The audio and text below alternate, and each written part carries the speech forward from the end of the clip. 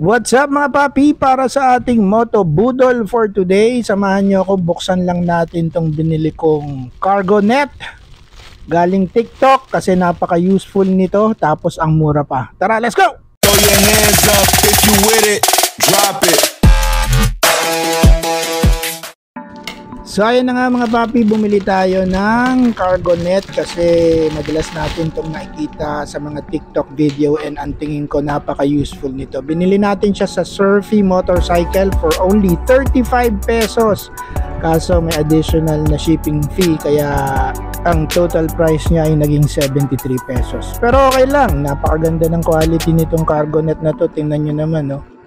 So bakit ko nga ba naisipang bumili nito? Naisipan kong bumili nito kasi madalas ako nag-grocery and sa tingin ko napaka-useful nitong cargo net kung ang mga daladala mo is yung maliliit na grocery items lang na hindi mo na kailangan gamitan nung binili nating cargo rope previously. Kung maliliit na bagay lang naman di ba? Kasi yung cargo rope natin parang 8 feet yata yun So itong cargo net pwede itong pangkarga ng mga maliliit na grocery items.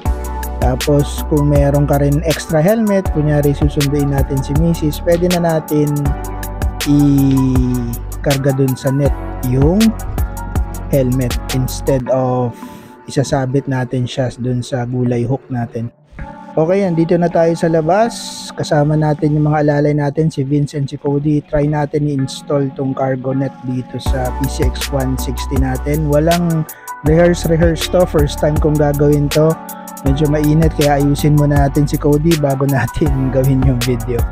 Ayan, may makulit na bata. So ayan na, tinatry natin i-hook sa seat yung cargo net helmet pero mahirap yata, kailangan yata nating buksan mismo yung seat para maifasten natin maigi yung hook ng cargo net.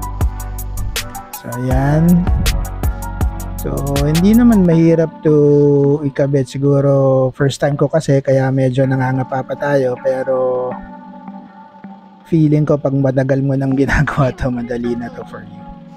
Ayan, so i-fasten lang natin maigi yung mga hook and i-wrap natin yung cargo net dun sa helmet.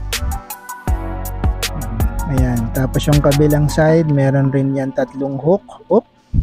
Bumitaw pa pero ikabit ulit natin. So may tatlong hook rin yan dun sa kabilang side that you need to fasten to the other side of the seat para malak yung cargo net natin doon sa helmet. So ayan, so medyo nahihirap-hirapan pa tayo dito ng konti, first time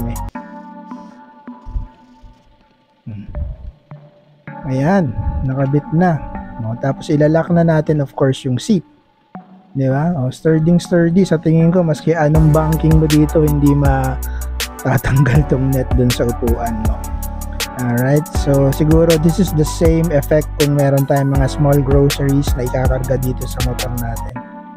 Alright, so I guess that's it for our Budol video for today. Thank you for watching. If you haven't subscribed yet, please subscribe, and kung meron kayong mga comment, lagay na lang sa comment section. Thanks for watching. Be safe everyone. Peace.